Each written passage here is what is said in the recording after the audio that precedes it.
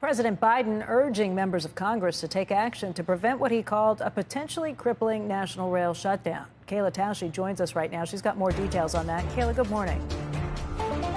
Good morning, Becky. 4 out of 12 unions staffing railroads and carriers have now rejected a White House brokered deal, raising the odds and the stakes of a potential strike at the end of next week. The Department of Transportation, Agriculture, and Labor among the federal agencies that have been working behind the scenes to avert or prepare for a strike, and alongside business and rail groups have been warning of a devastating impact from one.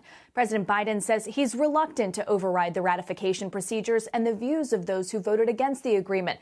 But in this case, where the impact of a shutdown would hurt millions of other working people and families, the president believes Congress must use its powers to adopt this deal. Worth noting, President Biden, as senator, voted against congressional intervention during similar talks in 1992. The White House now says a majority of unions support this deal, which makes it different. Congress now has 3 options. First, force the parties to accept the deal, which includes just 1 paid sick day compared to the 15 the unions were seeking. Number 2, they could delay the strike or the deadline or have a third party broker the deal, but that would undermine the emergency board that the White House already appointed to negotiate this deal back in the summer. House Speaker Nancy Pelosi says she'll choose that first option, and Congress should take up the legislation later this week. Becky?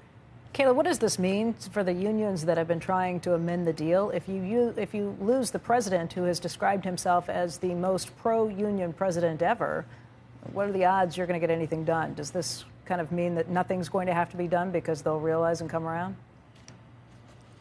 Well, Becky, it's worth noting that for the 8 or 9 unions who have ratified this deal, whose members have approved the deal, it will go forward. And for a handful of the unions that have not ratified the deal, they're working with their leaders to try to reach new terms in side letters, sort of addenda to the existing deal that introduce new terms that maybe are specific to their industry or to their union. For instance, one union that struck down the deal back in October, they added a side letter that essentially said that the companies and the unions would pay for single-party lodging on the road so they wouldn't have to bunk up with their coworkers when they were traveling for weeks at a time. That was something that those specific members had been seeking, and their leadership did sign on to that after talks after they failed to ratify. So these talks are continuing. They're trying to reach new terms. The problem is the clock is running out here.